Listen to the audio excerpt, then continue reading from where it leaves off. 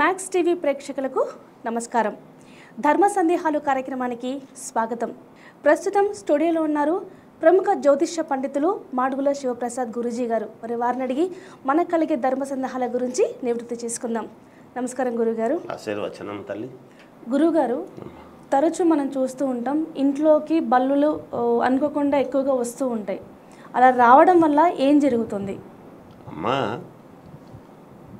బల్లులు విపరీతముగా వస్తున్నాయి అని అంటే అది చెడు సంకేతమే. ఓకే. కానీ ఏవో ఒక 2-3 ఉన్నాయి అంటే అది శుభ సూచకమే. ఓకే. చెడు సంకేతము మంచి సంకేతము ఏమిటి అంటే బల్లి శాస్త్రం అనేటువంటిది ఒకటి ఉన్నింది. పూర్వము ఇవన్నీ పెద్దవాళ్ళు పూర్వీకులు బల్లి ఒకసారి అరిస్తే దాని ఆంతర్యం ఏమిటి, 2 సార్లు అరిస్తే ఏమిటి, ఉదయం నుంచి సాయంత్రం దాకా అరుస్తుంది అంటే దాని యొక్క సంకేతం ఏమిటి, ఇలాంటివి ఉన్నాయి.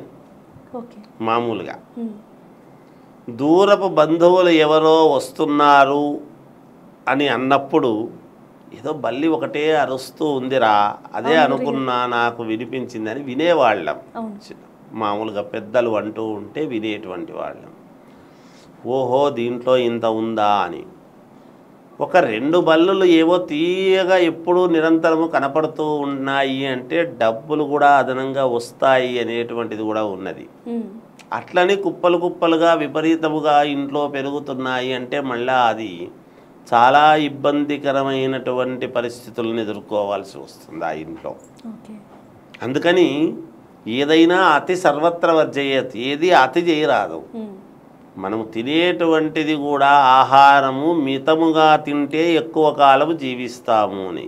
విపరీతముగా తింటూ ఉన్నాము అంటే అది రోగానికి దారిది. ఆరోగ్యమా రోగమా, అనారోగ్యమా ఆరోగ్యమా అనేటువంటిది మన చేతుల్లో ఉండేటువంటిదే. మనము చూసుకునేటువంటి దాన్ని బట్టే ఉంటుంది. అందుకనే మందు అనేది ఎంత తీసుకుంటాము, చాలా చిన్న చూడండి, ఒక మాత్ర వేసుకుంటే ఇంత శరీరానికి ఇది అవుతుంది.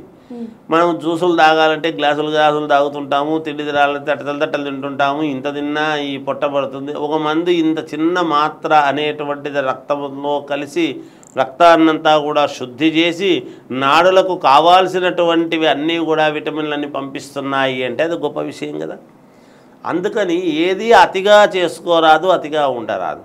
బల్లి శాస్త్రము అనేటువంటిది పూర్వము చాలా ఏళ్ల క్రితము ఆ శాస్త్రాన్ని బట్టి వాళ్ళు ఒక నిర్ణయం అనుకుని ఎక్కడికన్నా బయటికి ప్రయాణం అయినారు అని అంటే బల్లి అరిచింది అంటే ఓహో కొన్ని సందర్భాల్లో ఇది మంచిది కాదు అని, అది 2 సార్లు అరిస్తే ఏమిటి అనేటువంటిది, ఆ 2 సార్లు బల్లి పలికిందిలే ఇప్పుడు ఉండేటువంటి శబ్దాలు. అప్పుడు గ్రామము కదా తల్లి, గ్రామంలో ఇంత శబ్దాలు కానీ ఇన్ని అరుపులు కానీ ఇన్ని బస్సులు కానీ ఉండేటివి కాదు, శబ్దాలు ఏం ఉండేటివి కాదు, నిర్మానుష్యం. ఇళ్లల్లో చేసేటువంటి ప్రతి సంసారం చేసుకునేటువంటి ప్రతి వాళ్ళ ఇంట్లోనూ సూది కింద పడితే ఏదో పడింది అని తెలిసేది. ఇప్పుడు విపరీతమైనటువంటి శబ్దాలు, ఆ శబ్దాల్లో మన మాటలే వినపడకుండా పోతున్నాయి. ఇంట్లో ఏం జరుగుతుందో బల్లెరుపు ఎవడికి తెలుస్తుంది, ఎన్నిసార్లు అరిచింటుందో తెలియదు. అది అరిచినప్పుడు ఎవడో గంట కొట్టినాడు, పక్కన స్కూల్ వాడి గంటనో లేకపోతే బయట వాహనం పోతూ హార్న్ ఇచ్చిండేదో, కారు హార్నో బండి హార్నో దీని అరుపో ఏదో తెలీదు, ఒకటి అనుకొని ఒకటి చేసుకునే పరిస్థితులు వస్తాయి. అందువల్ల బల్లులు అనేటువంటివి ఎక్కువగా ఉండరాదు, కానీ మితముగా గనక ఉంటే 1-2 బల్లులు నిరంతరంగా ఇంట్లో ఉన్నాయి అంటే ఆ 2 ఉన్నాయంటే ఖచ్చితంగా డబ్బులు బాగా అదనంగా వస్తుంటాయి అనేటువంటిది కూడా ఉన్నది శాస్త్రంలో. మరీ ఎక్కువైతే కూడా అది మంచిది కాదు తల్లి, అలా ఉండకూడదు. అందువలనే ఇబ్బందులు వస్తాయి అని. ఇది మనం ఎంత కాదనుకున్నా రుణానుబంధ రూపేణ పశుపత్రి సుతాలయ అని చెప్పారు. ఆ బల్లులు ఇంట్లో ఉండడానికి కూడా గల కారణం ఏమి అంటే మనకు తెలియదు, మనకు సంబంధించినటువంటివి అయితేనే మన ఇంటికి వస్తాయి. ఇన్ని ఇళ్ళు ఉండగా మన ఇంటికి ఎందుకు వస్తాయి అంటే ఒక కుక్క మన దగ్గర వస్తుంది, ఎందుకు వస్తుందో తెలియదు, కాస్త దానికి అన్నం వేస్తుంటాము. ఇవాళ రోజున అందరూ కొనుక్కొచ్చుకొని సాగుతున్నారు. పూర్వం అట్లా కాదు. ఒకటి సమయం వచ్చింది అంటే సమయానికి వచ్చేది, వస్తే సరేలేని ఇంత అన్నం వేసేవాళ్ళు. ఎందుకు అంటే అది ఒక రుణం. జంతువులు, పశువులు అవి దానికి ఏదో ఒక రూపకంగా జంతువు కదా వచ్చి ఉండడం అనేది తెలుసు. అంటే ఇది పూర్వజన్మలో ఏదో మనకు రుణం అనేటువంటిది ఉంటేనే ఇలాంటివి జరుగుతాయి. కొన్ని పక్షులు రావటం పోవటం ఇలా ఏవో జరుగుతూ ఉంటాయమ్మ. అందువలన అవి కూడా ఈ ప్రతి ప్రాణి కూడా అమ్మ, మనం 84 లక్షల జీవరాశులను దాటి కదా మానవ జీవితానికి వచ్చినాం. అందున దీంట్లోనూ ఒక ఉన్నతమైనటువంటి మానవ జీవితంలో కూడా మన బుద్ధి సక్రమముగా పెట్టుకొని నలుగురికి చెప్పేటువంటి స్థాయిలోకి వచ్చారు అంటే ఇంకా ఎంతో మహోత్కృష్టమైనటువంటివి మనము పుణ్యప్రదమైనటువంటివి చేసింటే కానీ ఒక స్థాయికి రాం. అంతే కదా. ఇన్ని తెలిసి కూడా మనము తప్పులు చేస్తాం పొద్దున్న లేస్తే అంటే ఇంతకంటే ఇంకేం కావాలి వేరే.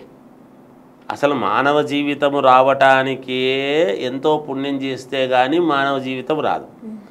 మరి మానవ జీవితం అంటూ వచ్చిన తర్వాత మనము చేయవలసినటువంటి పనులేమి, చెయ్యకూడని పనులు ఏమిటి అనేటువంటివి ఉంటాయి.